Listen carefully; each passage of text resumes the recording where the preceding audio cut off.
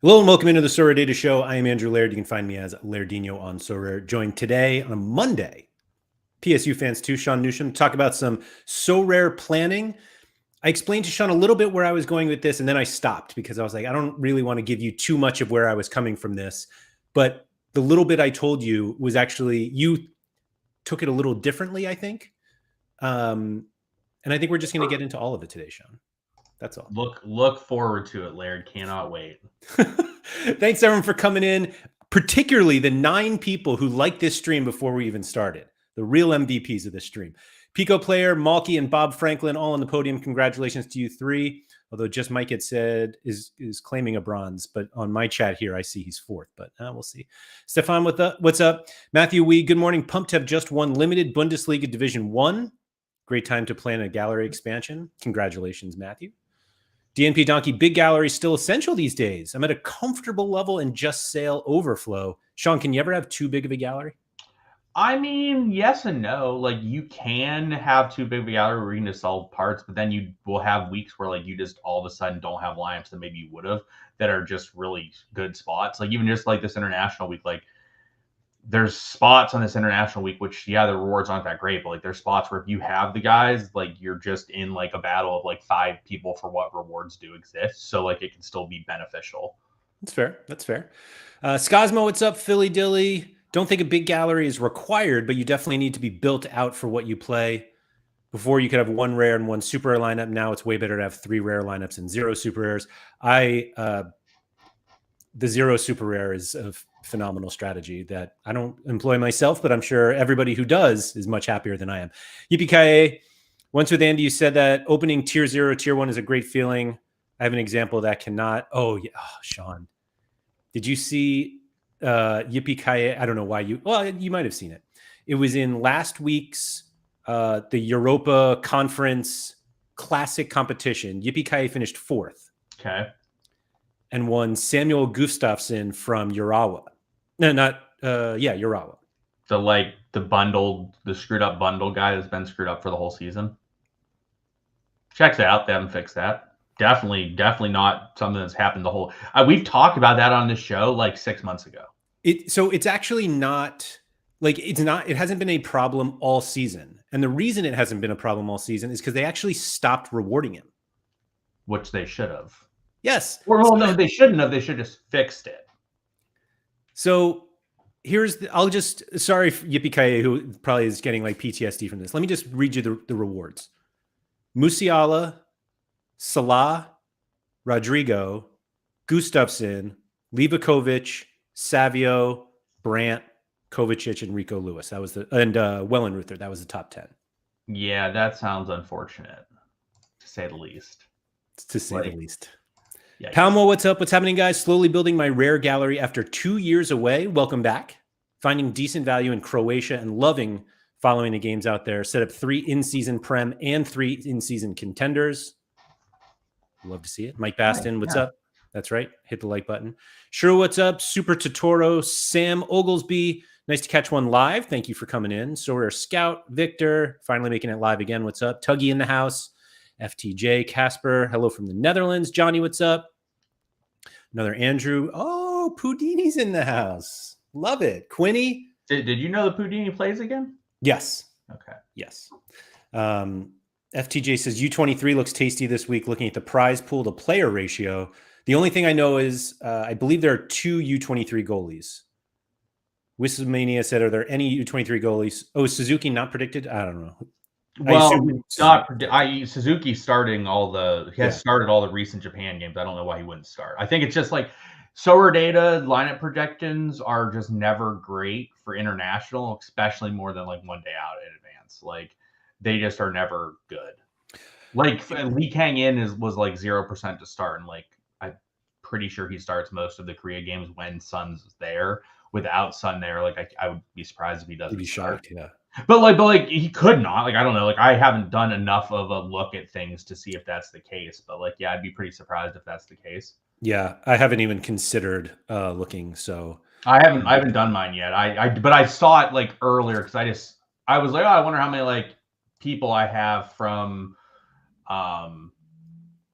in this situation. I was like, oh, I have X amount of guys. Like that's how I knew Suzuki started. I was like, oh, Suzuki started. There's probably not many because like the first games on the international breaks, like the first games, like where there's only teams that play Thursday because no one plays before that, you can sometimes find spots. So I was like, oh, Suzuki plays. Like there's probably no U23 guys. And I looked at U23. I was like, that. And this is what I was talking about. Like if you have Suzuki, all of a sudden, like maybe you have a really good U23 spot for this upcoming game week. Whereas if you don't have him, maybe like, then you don't have it. And I did get offers for him to buy one as well. So I was like, yeah, that makes some sense.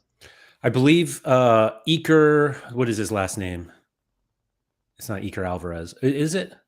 He's the Villarreal 2 goalie or something like that. Yeah, like I said, I haven't looked enough yet to like have a great opinion on things, but yeah, it's definitely something that can happen occasionally. UBK, I wanted to point out that Gustafsson is still in the tier 1 pool for this midweek, Sean. So you could get one of those. Yeah, that is not a shocker. And great news, there are more Gustafsson cards left to be rewarded than any other card. So it's likely you're going to get a Gustafsson if you're in that range. It is very true. Skazmo says, undergoing a gallery overhaul, which is about what Skazmo does a decent amount. I've always thought about having good smart cards and depth would be fine, but the cards never aligning with each other means I always feel like I'm underperforming, which I think is a pretty... I think that goes to what we've talked about before. You just can't have a bunch of like mediocre dudes that will like once in a while have a good matchup because like when they do, your other guys don't. You need to have the studs to surround them with those guys, or you need to stack so that when one of them has a good matchup, they all have a good matchup. You can't just like have a bunch of piecemeal type of dudes and be like, because it'll just never line up properly. Like it's just not going to work that well. It's nothing to do with his depth. It's not anything to do with like his depth and having those guys and that being bad. It's the my stud player is Caduce, who's not that good. So like I think it's more of a I think Skazmo has an overall like tactical error with his entire approach with his lineup, if that makes sense. Just because they tend not to have schedule correlation. Well, he has like good depth guys, like he has like Caduce and guys like that. But the issue is like when Caduce has a good matchup, his best forward is like McNeil, who's playing Man City, or like he has a defender that's good, and then when that defender's good, Caduce is away at Arsenal, and it just doesn't work. Like you want to have like those guys, but you need to have like the centerpieces that it's like you can feel pretty good they're going to be in a good matchup most of the time. Right. So yeah, Wismania, yeah, it is Iker Alvarez. FTJ says he's the Andorra #1. I believe his father is the manager. Oh, so that helps. Feels like he should start. Sorare Wakey Academy, what's up? Live when it lasts, way to be. And yes, Cosmo said, which is what I'm fixing. There you go. So anyway, Sean, the one thing I told you before now about what I wanted to talk about today is basically like how you go about planning ahead, or really how far ahead you even look, because you obviously have a ton of cards. I'm not sure there's more than 20 people on the platform that have more cards than you. And so it feels like that in itself takes a long time to kind of organize every game week to do your lineups. Are you ever really looking that far ahead, knowing that you probably have enough cards each game week? No, I don't look ahead at all. I don't see much of a point. My planning is more so around like, all right, I think these guys would be good additions for my squad and make sense for what I'm trying to do as an overall process.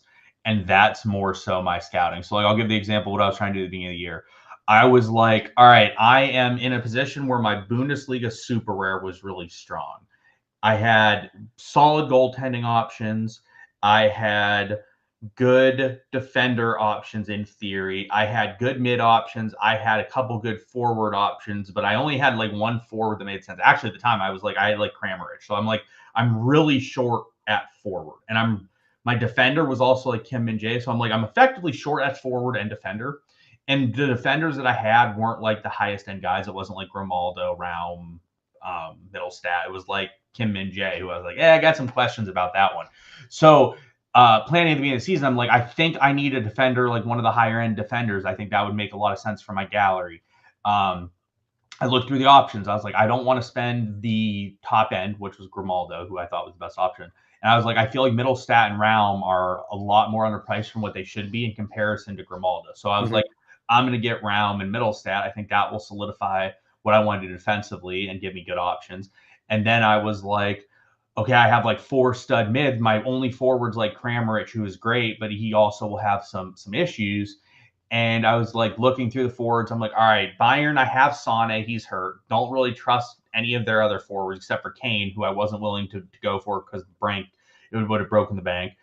So I was looking. I was like, all right, options I have are Marmouche, who was because I did this preseason, right? Like I did this in the preseason. I'm like, Marmouche had a lot of links, and I'm like, I don't love these links. I think I would wait on Marmouche, who I've since won, which has been very helpful because he literally helped me win a division this weekend.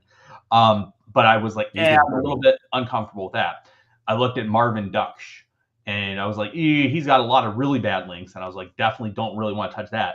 Then I looked at Undav, and I'm like, all right, Undav just came in. They just transferred him in. They paid a shitload for him.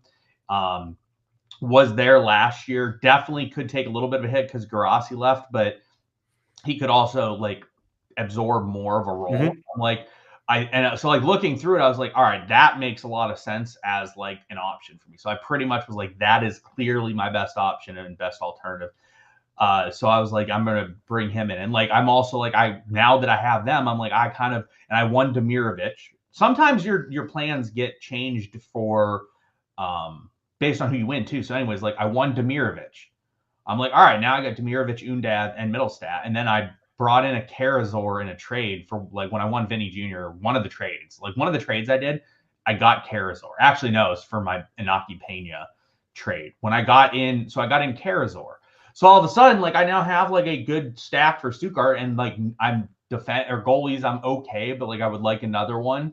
So I'm like, all right, well, if I ever get to the opportunity to get Nubel, I'll get Nubel. So like that's kind of more so the planning I'll do. Also, I'll be like, all right, like in certain regions and certain like lives, I'm like, I just don't have good enough cards here.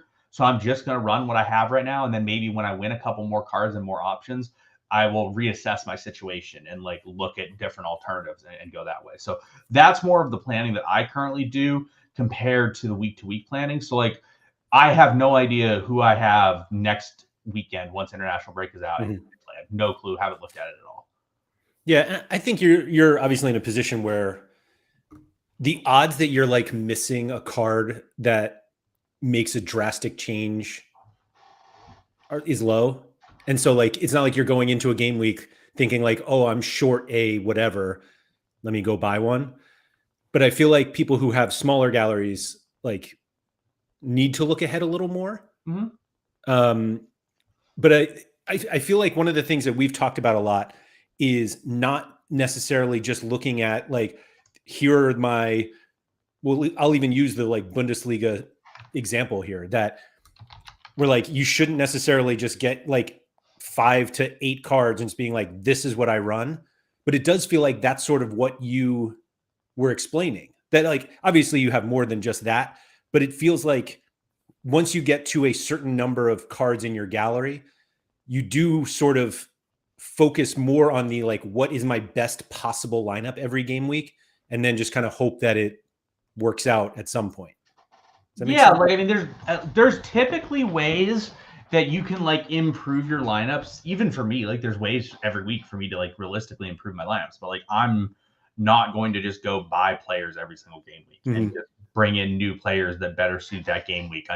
So like for me, it's sort of like I'm gonna have groups of players that like work and make sense, and I'm gonna have players that don't work and don't make sense on given weeks. But like I'm not gonna just go week to week. I don't think the best approach is typically week to week. I think if you're just going week to week, you're just sort of flying by your pants, and like stuff just isn't always going to work out. And if you are going week to week, like you shouldn't be planning 3 months in advance for like a week to week type of approach. Like if you're doing week to week, like you just kind of you should be like 2 weeks out and be like, all right, 2 weeks from now, I want to do this. This is what my plan is, and have an idea. Yeah, I guess that was sort of my question, is planning 8 weeks out feels really risky. Like you just don't know what happens over that time. Somebody gets hurt, and like then you get to the 8th week and you're just like, oh, this actually is just totally gone now. Like Do you find that like 2 to 3 game weeks, or it's probably weekends, like is the appropriate like look ahead time? Yeah, I mean, so another thing I think is like I think people do the planning poorly, if that makes sense. Yep. So people will be like, "Oh, I have these guys. I'm gonna plan for 3 weeks from now and like bring in these two dudes for this lineup, and it'll be a great lineup." That's not how you should plan. Yes, that is part of the process, but the most important part of the process, and this is the part people don't understand.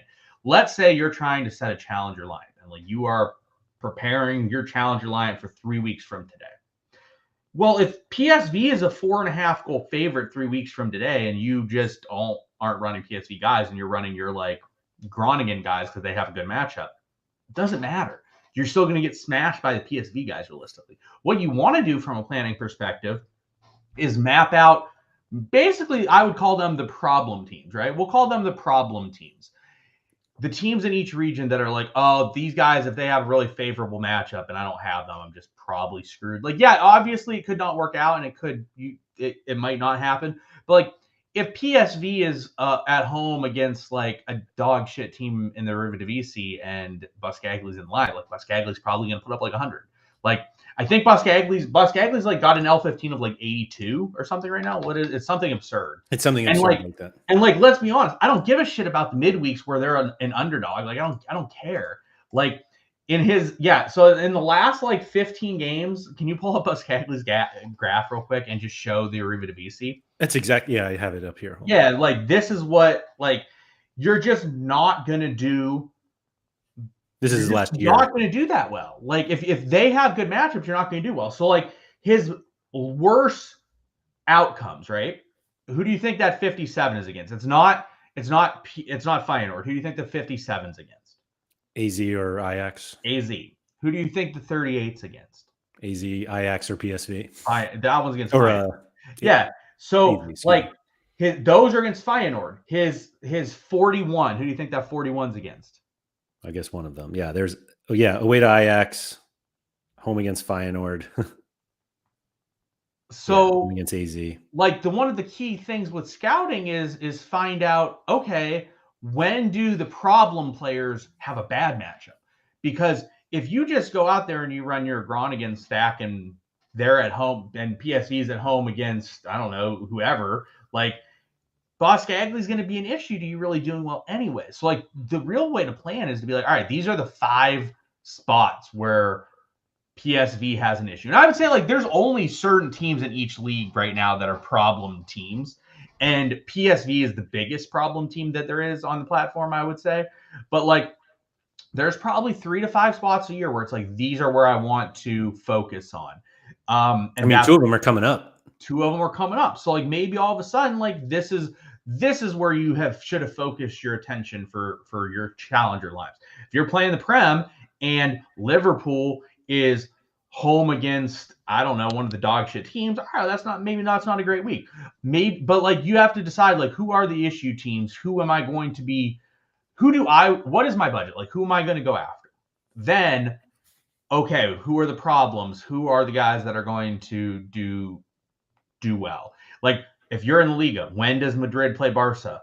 When does Madrid play Atletico Madrid? Like when are they going to have the bad matchups? That's where you want to focus your attention to. Do you think this Looking for Food was asking, like, does this type of planning work is it as necessary in lower divisions? I mean, no, not in lower divisions, but in lower divisions, you're just not really going to win the big rewards anyways. You don't really have an opportunity to do so. So like your option is sort of like you want to work your way up to where you're in Division 1 when it matters. Like your goal is to be in Division 1 the week PSV is away to Feyenoord. Like you want to be in Division 1 for that. And then from there, like that's where it goes. So like, no, in the lower divisions, you can get away with not worrying about as much of it. But like I have PSV guys, like I run them in D2s because I'm relegated sometimes. Am I in D4s? No, I'm not really in D4. So like, do you have to worry about in D3, D4? No, but like D2, all of a sudden, like Luke de Jong the weekend before didn't play, like didn't start. Like all of a sudden, like you have that and you have someone else who's terrible. Your line's relegated, you're in D2, and you're just running them again in D2, and it doesn't matter. Yeah. D3, D4, I don't think matters as much. D1, D2, like obviously you have issues. Right. It's not like you get down to D2 and you're like, I won't run the PSV guys now. Like, oh, D2 is my best line. There goes the PSV guys out here. They're going right in that lineup. That just is the way it is. So let's talk a little more about these teams that we want to avoid, like the problem teams, basically. You mentioned PSV, Liverpool and Man City, I guess, kind of apply. Maybe Arsenal. I would throw them in. Yeah, it's just like, but Arsenal, like, maybe the goalie and defender aren't that big of a problem. The issue is more so like Saka. And it's like, I don't really consider them a problem per se, because it's like one guy's a problem. Whereas like some of the other teams, like PSV, like assume Veerman's healthy, right? And PSV's at home against a really bad team. You have many issues on that team. Yeah. You have Flamengo, you have Buscagli, you have Veerman. And then you also are going to have like De Jong. Like, you have a lot of problems. Whereas like Arsenal, you have like Saka, and that's it. Like, the other guys, yeah, they can do well, but like, I mean, you're not really sitting there quivering about like a Gabriel or something. Like, that's fair. He's like not Buscagli, basically. Yeah. I mean, obviously, it's easier to figure these out in like the single league comps because you don't have to worry about it. Although PSV are just like, well, I don't even want to say they're head and shoulders, because like Sporting have just been like destroying people this season. Sporting's looked really good, and that's some of it's been without Pote as well. Rico Man brings up a good time too. Like, also part of the scouting is like, when does the Eredivisie does not play? Like, when do they just not have a game? Because it happens some game weeks where they don't have a game, or especially like a midweek where you randomly will have Challenger open, and Belgian League's the only league that plays or something. All right, there's a spot where you can get your guys and be productive with it. Yeah, that's fair. So back to the whole idea of cards that you are looking to acquire, and I don't need like a list of guys that you're looking to buy, but what are the considerations when you have a gallery your size of like adding in? Like, obviously, like an Mbappe or Yamal super rare, that's a great card to add. Like, yes, everybody would want that card, but like, what goes into like your process of like figuring out like what you should be adding? I mean, so I don't care about limiteds personally. Like, I'm never going to buy a limited at this point that matters. I just don't care. I actually will never buy another limited again unless stuff drastically were to change, right? Like, otherwise, like, I'm just never going to go out and buy a limited unless I can't really fathom a world where I go buy a limited. Rares, I could buy a rare. What would go in for my plan on rares is, I don't think I'm really interested in buying a lot of classic season rares at the moment, except for Buscagli. Literally, I waited until Buscagli didn't transfer, and then I bought one. And then I won one that weekend. So I now have 2 Buscaglis. But like, you have to be, for me to want you at a rare level and me to go try to get you, you have to be at this point a super outlier card. You have to be like the top end cards that I can't really replicate with anyone else. Like Challenger, I cannot really replicate Buscagli. Like, there's not really a way to properly replicate Buscagli where it doesn't just make more sense to have Buscagli. So at the rare level, like, that's sort of what it is. Super rare level. Do those cards exist though? Sorry to cut you off there, but like, are there actually cards out there that like rare cards that you don't have that? Very few. Buscagli is like one of the few that I think are like that sort of outlier type players. But you already have though. Philly Dilly asked, if you're never buying a limited, are you still playing Rivals? I play a lot less Rivals. I'll play, like, if I'm bored and I'm sitting there and I'm like, oh, let me see a Rivals lineup. But like, I would love to still play Rivals. They just killed it to me. I know Laird obviously had a differing opinion last week, but I was someone who was spending hundreds of dollars a week buying limiteds to play Rivals, and they've made it so I will never do that again in the current setting. So, which is what goes into the Rivals discussion I've talked about before of like, I thought it could have been really good and it just isn't to me. And if you're not incentivizing people to go out and buy limiteds who want to go do that, like, that seems not positive to me personally. I'm not going to argue about that. But yeah, so anyways, like, rare level, like, you got to be a super outlier card. In seasons, like, I will buy in-season rares if they make sense. I'm sort of seeing like where my options are, but like, I kind of viewed the first month of the season as like, I'm going to accumulate, see if I can get in some big guys, and then I'll go buy some other rares to get around them. And really, realistically, like, at the Challenger and Contender level, I have stuff from like Asia and MLS. Like, I want a Carlos Gil rare. Obviously, those are falling out here in the near future. And I'll have to buy some new people. But the issue is more so champ. But yeah, so the first month of the season, like, I've kind of just been like, I'm not going to pay the extravagant, absurd prices at first. And I'm just going to see what I can win first. Then like once I win some stuff, I'll go buy in some rares. Similarly, I kind of did that at the super level too, and I'm trying to work my way into in season in the super level. It's been a little bit more difficult, both in rare and super, as I just haven't quite. I also had, so part of my issue was I had a lot of classic issues, if that makes sense. I still think classic is good. Not good, but like it's fine. People that like lose their minds about classic being terrible, like I just don't personally agree with it right now.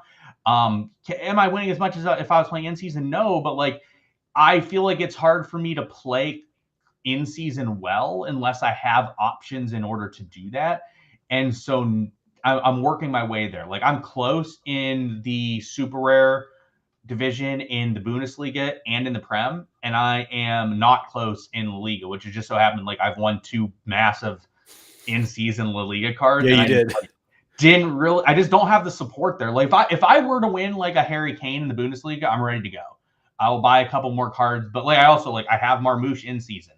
I have Demirovic in season, so like I'm on the verge of like being there and I won classic Bundesliga D2 this week, which again, hate divisions, but let me go look at the reward pool real quick. Again, also I know you talked about this last week. I do not, and this is a divisional thing. I don't understand why Division 2 doesn't get a tier 1 for winning. In super rare? In super rare. I don't understand. It doesn't make sense to me. The explanation I heard was basically like there aren't enough, and I just don't believe it. Yeah, like, it just doesn't make sense that there's like there's a star. So for those of you who don't play super, like it's star, tier 1, tier 2 in Division 1. Yes. Division 2 is 2, 3, 4, 5. Yes. And Division 3 Division 3 is 3, 2, no, 3, 4. No, Division 3 is 2.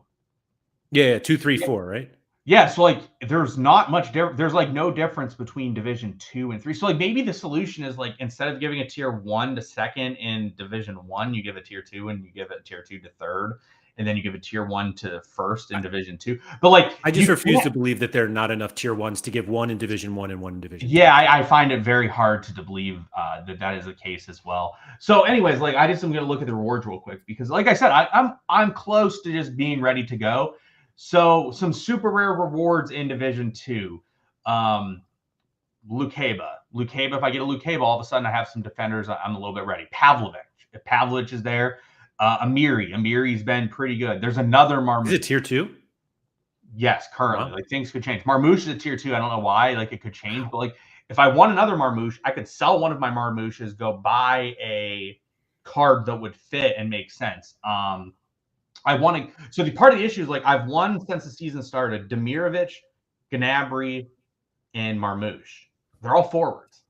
They're all helpful to me because I just don't have that many forwards. Like my forward situation is still like not awesome. So like I haven't gotten rid of them, but like they're forwards. I can't really use forwards as much. Like Grifo. Like, all right, if I win Grifo, I can make some plays. Certain weeks, like where I have some stuff line up, like I can make some options. Upamecano's listed there. Maxi Arnold's listed. So like if I depending on like what I win, I'm getting very close to being able to make plays into super rare in season for the Bundesliga. And the Prem, so I won Kovacic earlier in the season, which after the Rodri injury, like Kovacic is a pretty high-end mid, like pretty high-end, like top 7-ish mid that you could get in the Prem. And then I won Rafinha last week, and I traded him, and I got a Gordon super, which a super in the Prem makes a lot more sense for me than a super in La Liga. So I got that was part of the trade in. So now, like I have Gordon, who's a top 7-ish forward in the Prem. So I have those two, and then what I did is I went out and bought Szoboszlai because I was like, I'm going to go buy someone who's a little bit cheaper, who I think is good. Plus, I was like, the downside with Szoboszlai, if he's not very good, I get international utility out of him. We're pretty damn good with Hungary, which is helpful as well.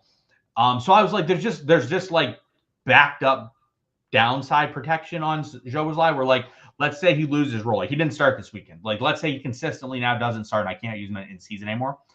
All right, at least I now have built in like 10 to 12 weeks a year where I get to use him in in international related Sure. stuff. So there's protection for me there. But like I would love to get like a Trent Alexander-Arnold. Like all of a sudden, then I have a line. I tried to go get a Ruben Diaz, but like so like in that scenario, I would have had a Ruben Diaz in season, Kovacic in season, and a Gordon in season. Yeah. I can work with that and make that work certain weeks from an in-season perspective. So yeah, so I'm working my way into the in seasons. My plan was it would sort of take 1 to 2 months to get there, and I couldn't just like I want a Vinny Jr. Okay, that's great, but like I cannot make it happen in what's actually funny though is like if you look back and I just like kept Rafinha, kept an Occupation, I could now be in season. Yeah, I was gonna say. But I had a lot of holes in general in my classic stuff that I sort of needed to figure out first before I could realistically get there. So I'm glad you brought that up. Actually, less about the super rare in season because it does feel like that's primarily your focus, and it from like basically where I was looking at earlier this season and talking to a number of other people. It's kind of like, do you play in season rare or classic super rare? And I think on the level of cards that you're buying, the separation in price is a little bigger. Like I think like an in-season rare Kimmich is probably like the separation between that price and his classic super rare is more than somebody who's not on his level. Maybe I'm wrong. I mean, I can tell you what I paid for I can tell you the valuation that I had on the Kimmich when I made the trade. So I guess the question was kind of like, what made you focus more on classic super rare than in-season rare? I think classic super rare is better than in-season rare. I think rewards are better there for what I have player-wise. Okay. Like, I think I can just win more there than I can win in the in-season rare level, if that makes sense. It does. Whether or not that's correct or not, like, I don't know. But so, like, for example, like, so Kimmich Classic is like 0.2. I got a valuation effectively when I traded. Let me see. I can look it up real quick. Like, we sort of just worked out valuations. So, like, let me see what we sort of like valued Kimmich at when I did it for super rare. Yeah, so classic. Super rare Kimmich was kind of valued at like 0.6-ish for a classic. So the difference was like 0.4, and I was like, I can get more than 0.4 difference, or effectively, so it was like 0.4. That was like kind of what the difference was that we looked at for a classic. Okay. And I was like, that seems better. Yeah, so yesterday someone insta bought, like, the current price of an in-season Kimmich right now is 0.3. So I would much rather have a classic super rare at 0.6 than an in-season rare at 0.3. Whatever the dollar price is, like, sure. I think I can recoup it at a better rate. Yeah, I think that's ultimately the question. Yeah. And but a lot of that was based on the cards, like the supers you already had to surround Kimmich with. Yeah. Correct. If I was buying fresh with like no cards at all, I think it would make more sense to play in season rare. But because these are the cards I had. Like, these are what I had in the Bundesliga. I had Kobel super, I had Atabolu, I had Labervic. So I got goalie pretty solidified. I had a Gross, I had a Musiala, I had a Xhaka. Pretty solid at mid. Yeah. Defender, I had Kim Min-jae. That was pretty much it. Defender, I was pretty weak. And forward, I had Kramaric, and that was it. So, like, looking at that, like, I got a really solid goaltending situation. I got a really solid midfielder situation. If I actually put in 2 ETH worth of defenders and forwards and another mid, maybe, that can be really helpful to me. So, like, I thought it would go a lot further by doing it that way. And it kind of has. Like, I've won Division 2 3 times now. And the only reason I didn't win Bundesliga Division 1, all 3 of those times I put up the top score. I just wasn't, the lineup that I ran was in Division 2, not Division 1. So, like, I've won Division 2. Like, I got a Willie Orban who I sold for like 0.2 ETH, maybe. I don't know. Maybe 0.1, 0.2, 0.3. I don't remember. But pretend I was in Division 1 and I won a Musiala. The 1 week where I would have won was Musiala. Well, Musiala is like probably 2 ETH for an in-season card right there. That makes sense. Vita said it I actually gave up on Super Rare a while back. When you set eyes on a tier 1 or 2 in-season player, how easy is it to acquire it? Just funny because you win them and then you get rid of them. I've had success making trades. Are you talking about, Vita? Are you talking about how easy is it to acquire a classic version of a Super Rare or a in-season version of a Super Rare? Because the in-season versions I've definitely found to be a lot more difficult because people are buying those to use. Right. Typically, where I found success is in season. So what I'll say is I look at rewards every week. Like I saw that Pranksy and I have a decent relationship, talked to him quite a bit. I saw he had Jobo's Lie in season, and it really didn't make sense to him because he won it and he didn't really care about it. So I messaged him. I'm like, hey, I have an offer. It's probably not the best offer you'll get for it, but I'll give it to you right now and you can be done with it. And he's like, yeah, sure, go ahead. Because it wasn't that impactful to him to like try to scrape out an extra like $150 on it. He's just like, yeah, sure, we have a good relationship. We've done good deals in the past. That's fine. So like you kind of got to look and see when people win a card and win a reward, like that's where you can get the trades and that's where you can get sales and pretty effectively. Well, certainly at this time, like you would assume that most of the ones that they're selling have been sold. Correct. So like there's definitely and so like the people that win them, a lot of the people that win them are the same guys. Like Bellama wins them, YNWA wins them, Pranksy wins them, Bambi wins them. Well, like they're guys that have like sort of already bought and planned out their entire situation for the in season, and it's like, hey, you don't give a shit about Showa's Lie. He's like, yeah, I don't give a shit about Showa's Lie. I'm just trying to sell them to recoup money to put back into other cards that I would much rather fit. It makes sense. It makes sense. So is the plan from the rare side, because you did buy a couple PSV in-season cards recently. So there was a reason behind that. So what happened is there's always a reason behind what you do, Sean. Yeah. So actually, so funny story about that. So Keith messaged me. I forget what Keith said, but Keith's like,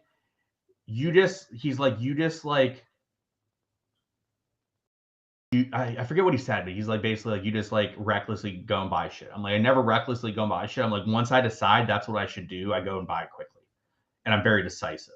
So like I've thought about it a lot, but as soon as I decide, like, yeah, that's the decision, I go and buy it. Like when this season, when I decided to buy Undav, I messaged or offered everybody that had Undav because I had made my decision. That was the right process for myself, and I made sure I went to do it. So, anyways, that week was the international, or no, I'm sorry, that week was the Eredivisie special, and I won Boskagli in. I obviously have like a ton of high-end cards. I looked, I was like, I can go buy a couple cheap Eredivisie guys for 200-300 or like let's say $500.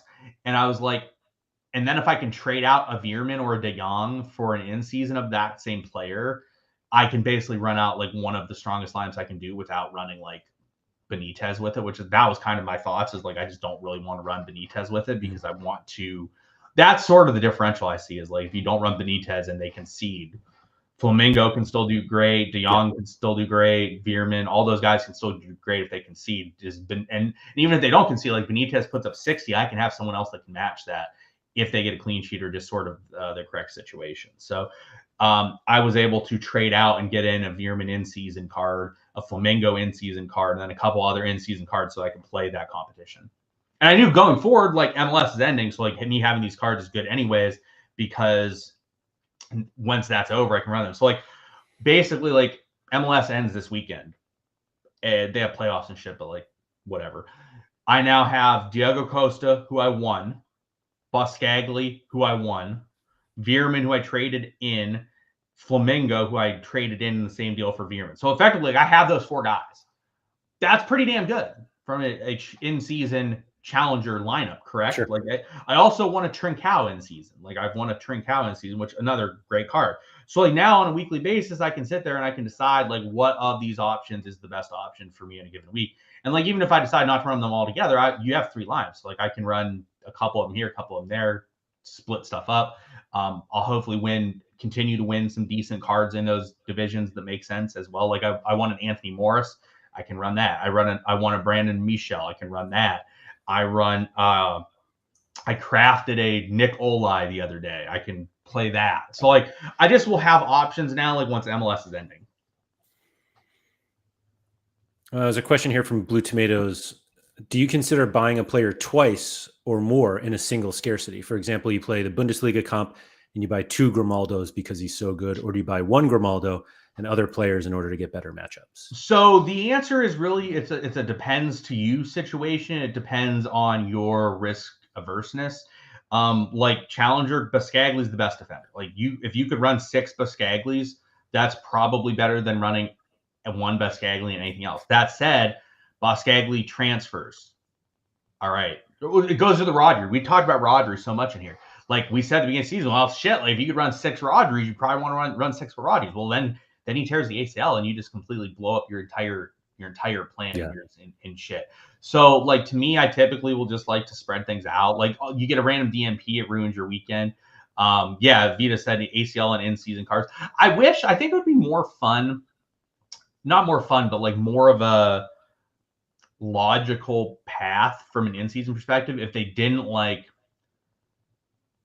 it's not an in-season card per se, it's a you get X amount of games as an in-season card type of thing. So like if he dares ACL, like you can just use him next year as an in-season player, if that makes sense. Because that would protect, because like definitely some concern with buying a player like that from an in-season perspective. If they get hurt, you will just eat it. Like, did you know? I don't know if you'll notice this. I didn't have a clue. Like, I obviously knew this guy was injured a lot this season. But like, did you know Andre Blake started like 9 games this season?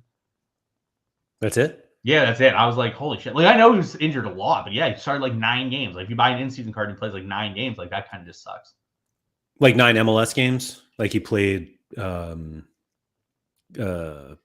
think he played 9 MLS games. I don't know how much he played with the Leagues Cup stuff. So yeah, he played like 9 in-season games in MLS. So anyways, yeah, like that's probably like, so the only guys I would consider doing it for are the super outliers.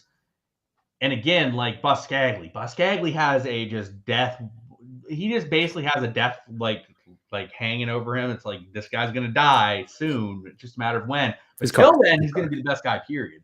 So it's like, do you buy 6 Buscaglias hoping to recoup that in the next 6 months? Because that is a bit of a concern. If not, yikes, you're gonna probably see him at Bournemouth next to Senesi soon, and like they'll just die together. So you just have to sort of answer the questions. Like, also, like if your lineup sucks ass and you're buying Buscaglia, that probably doesn't make sense. If your lineup is like the 4 best players you can possibly have, all right, then it might make sense to have like Buscaglia. Mm-hmm. Yeah, Ter Stegen, another example. Like if you buy Ter Stegen in season, like I know they were going for like 1.6, 1.8. Pranksy literally botted his Ter Stegen for like 25% of the value. Now that said, I don't think he had to do that. I think he probably gave up too much value, but like there is some overall concerns with something like that. Yeah, I mean, I think it's the in-season competitions and in-season cards surely make you much more aware of the risks that you take when you buy a card like that. Correct. And then the thing is, like, let's say you go heavy into in-season, right? And you bought a Rodri. You can't just not go get another in-season card and waste all the value in the others. You have to go buy one. Like, you have to go buy and you can't just buy a shit one. Like, you have to go buy a Declan Rice. You have to go buy a James Matt. Like, you have to buy a good replacement. Bruno, like, whatever. Like, I'm just giving names. Like, obviously, not the best, but like, you can't just go out there and be like, oh, I'm going to buy this shit bag and run them with all my studs. It's like, no, you got to go buy a good, solid replacement player, and that can suck. But having to buy a great player because your first great player got hurt is oof. That sucks. And that's like the nice thing with like Classic is like you can go do that at Classic level and not like break the bank per se, but like at that level, you don't have much of an option. Well, it's another thing like goalies too. Like a lot of people bitch because like Ter Stegen got injured. It's like why the fuck did you not have Ipena, who cost at the time like $10? Like you just buy both. Like if that is your plan is to go in season. You're buying like if you bought Courtois at the beginning of the season and you didn't just like buy Lunin with him, what are you doing? I don't disagree. Yeah. Blue Tomato said or asked, is there any other outlier player besides Biscagli? I think that anymore, and then they stop becoming outliers. But not at the level of Biscagli. Biscagli's current low. I'm gonna go look real quick and see. I was going to say I don't think anyone else is like that. There's nobody on the level that he's on right now. Ricky Pooch, maybe. Yeah, forward. I'm not seeing one. They could be like from league specific, but like I'm not seeing one at the forward level. There's replaceable guys at forward. I mean, the closest would once MLS is done, Jorkaris is possibly there in the challenger region, but like I probably wouldn't consider him there. Like you can go get someone else. Like you guys got to understand. So the difference between like Jorkaris and like, let me find someone who's playing consistently. Like Luke De Jong is like 4 or 5 points. The difference between Biscagli and let me see, like the next realistic, like that I think is a correct level of what their line would be like Sutalo, which is like 15 points. Like we're talking a 15-point gap. I mean, it's crazy. That's an issue. Like that. So like Biscagli is, yeah. No one's saying Biscagli is the best defender in the world at the end. We're saying he's the best Sorare player at the moment by a lot, like a lot. So like I think that he is like him currently is like the biggest outlier you can realistically have. It's crazy looking at this. This is the L40 average challenger defenders. He's at 77, and when you get to 11th, you're under 60. Yeah. Yeah, and even like second is 11 points back, and like right. like yeah, it's just not a realistic option. Like yeah, so I think that like you could.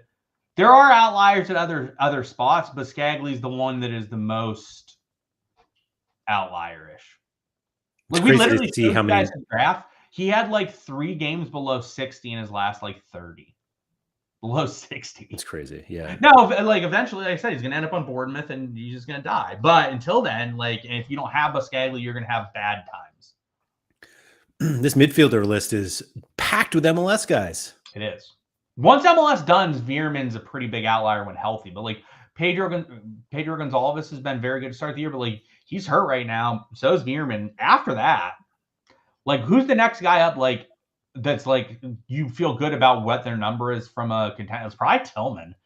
Like Tillman, you feel like that's pretty accurately his representation. Because like Angel Di Maria, like he's old as shit. Is that really his representation of what his number is? I don't know. Tillman, you probably feel pretty decent about. Jedson, you probably feel pretty decent about. Big Bob Scoofs, but like we're talking like these guys are 7-8 points below what those other alternatives would be. Similar like forward, like I think Jorkaris is quite a bit better than everyone else in Challenger.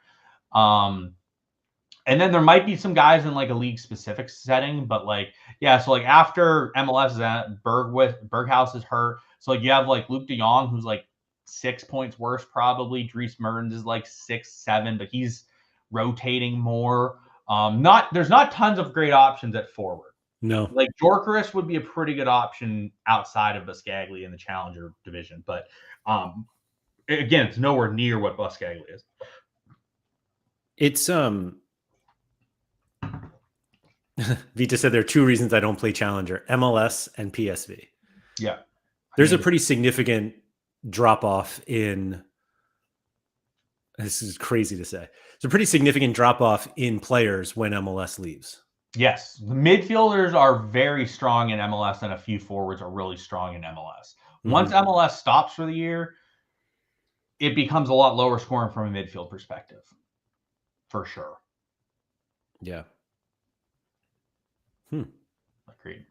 How about that? Yep. What do you know? Cameron said, love the Challenger talk for a change. So much content on champions. I would rather never talk about champ, but we're just not in that level of the game anymore. The game has just changed, unfortunately, to where you just have to talk about champ at a reasonable rate because there's just not tons else out there to talk about. I will say I would do 5 days a week on Contender. The division that I think is the least amount of outliers currently is Contender. I don't think there's much outliery in Contender, like with the exception of like the guys that are in leagues that are no longer covered. But that's the humongous difference with Contender. Like the difference between classic Contender and in season is wild. Correct. So like in season Contender, like I mean, shit, there is just not tons of dudes that are like. It's like there's really not a lot. It's like Fitz. Like Fitz is the top guy in like a covered situation, and like after Fitz, no Reese, or actually Reese has been hurt for a while. Yeah, Fitz. I mean, Cecinia's season's coming to an end. Yeah. It's nice to see him rebound and not be terrible at the end of the year. Totally agree. But like, yeah, like I mean, you can run. Like I think if you're coming in and you just want things to be like on a pretty even level, Contender's definitely worth stuff pretty even at. Like there is no outlandish outliers for the most. Like even the guys that are good, that are like out of season, like Zenit isn't what they were. Like they aren't what they were. Like it's pretty much Celtic, but like even Celtic guys, like some of the Celtic guys struggle. Not struggle, but like the forwards are terrible. The forwards have no AA, so like the forwards just don't really generate tons. I guess the issue is like Arnie Engels isn't like his scoring might be completely different from what it's showing right here. Like Engels is probably like what a 45 or 50 type of guy if you search. Can you just like control F and find Engels?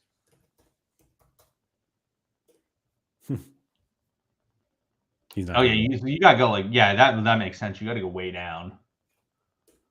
Like, but he could be like a 65 type of player. Like, he's probably way lower even. Like, I don't even know. I'll just go look for L40. Yeah, because like he just doesn't. It's just bad. So Arnie Engels is L40 is 45. 45, like, he could be like a 60, 65 type player. So like he's just not showing correctly. But yeah. So anyways, like you have guys like Barco and stuff that are in Russia, and you have Douglas and stuff, but like even those guys like aren't what they used to be. Zenit is not what they used to be as a stack. Like Douglas is 65. Like great, hey, that's awesome, but like it's not like outlandish outlier type players. Like neither is Alistair Johnston, neither is Scales. Like those guys aren't as outliery as like some of the other spots. There's certainly no Biscagli. No, there's no Biscagli. And you like the individual leagues, you have guys that are clearly better players. Like forward in La Liga is like 5 guys, and if you don't have those 5 guys, you're just kind of boned. But if you do have one of those 5 guys, you're probably pretty okay. It's just a matter of like week to week type of thing. Midfielders a little bit more, right? Like go to like La Liga and you're like the top end is like Rafinha, Yamal, the couple Madrid guys, Lou, and like it's basically the big 2 teams, and then outside of that, it's like a couple guys that are like that are there, and then you're like eh. But like, so there's no like outliers. Like, you don't need to have Yamal to compete here, but like having him is obviously helpful. Like, now that said, like I don't really think I can go into stuff with PK Fernandez and feel pretty good about it. Like, I want one of those top 5 or 6 type of players. But like, there's not like an outlier per se. Midfielder is like the same. Like, there's not tons of midfielders. The most outliery player in this league is probably like Courtois. Honestly, it's wild from an L40 view that Jude is the only player over 60, and he's 60.8. But that's the thing, is like this is what we talk about. Like you can go into this with Alex Baena and you could like do well like on a week to week thing. Yeah, Vita said I didn't realize how terrible La Liga is on an SO5 standpoint, other than Barca and Real, until I started playing La Liga. That's why I won D1 in Super Division. Like I literally had Sergio Gomez, and he just popped off for that week. La Liga is the most. Does he play for now? Where like if you play, that's why Keith got into it. That's why Keith started playing La Liga, because he realized how shit everybody was, and he had a good run of matchups for Batiste, who he's like, go look at Defender. Go look how bad Defender is. Defender really sucks. Like, Daley Blind, Koundé, Eric Garcia, Calero, and Bade. And even those guys, like Daley Blind's rotating, Jules Koundé rotates some. Like these guys rotate. Like it's just a pile. So like if you have the right matchups in La Liga, you can compete with pretty much everyone to some extent. Like, who are these guys? Yeah, it's bad. Inigo Martinez is actually probably pretty good. He's probably like one of the top. He's been hot now. Yeah, because he went to Barca. Like, so you have like, scroll down, just scroll down. Like, he's been like not starting at Barca, then all of a sudden now he's just like locked in starter. And so like if he started every game at Barca the whole time, he would have been great. But again, like even that, like it's not like this is someone you're like, oh my God, this guy is someone I just can't beat. Yeah. So like if you want to be competitive with plays where like you don't have as much money as everyone else, La Liga definitely can be the place. Or just don't play it and not have to worry about these terrible guys. Yeah, but like this is how you be competitive, because it's kind of hard to like fully be so much better than everyone else. Like you can make a lineup in La Liga in season for pretty cheap and be close to as good as everyone else. Would you? Yeah, Vita said the positive is that every game week is up for grabs. Correct. It's open. There's not. You don't just go into the game week and be like, well, shit, PSV is at home against Willem 2. I'm fucked. You're like, all right, I got shot. Yeah. Now that said, like but you don't play it. The forward, if you have one of the better top end forwards, you will do better in this than running out like some of the lower guys. I mean, you have the top forward. He's not in season, I guess. Like, why not play? I don't have many. I want an in season, but I want Oblak, who I was like, I don't really want Oblak.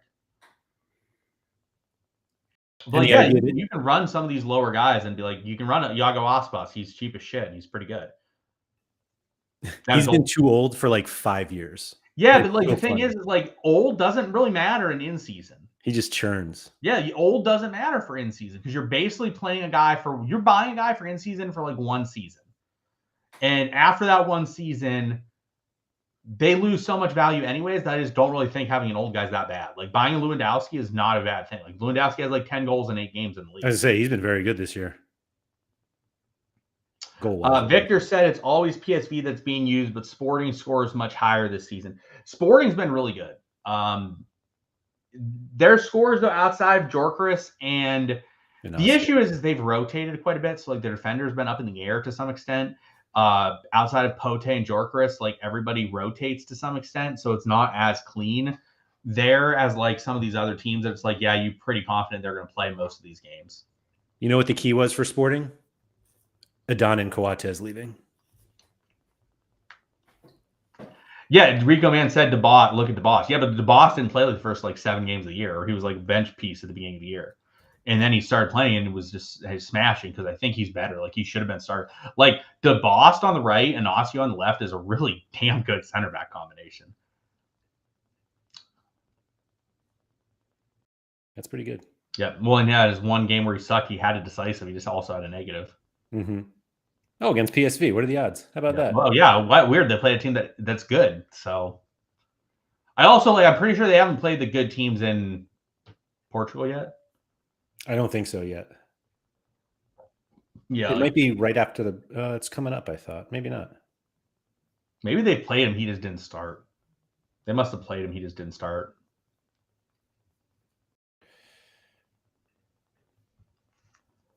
Oh yeah, they beat Porto. But they haven't played Benfica yet. No Benfica yet, yeah. You have 3 of the shit games still left on the season, which is more than on average.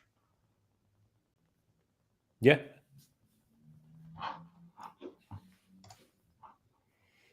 I was just too early on Sporting, Sean. That's all it was. You were, Laird. Anyway, yeah.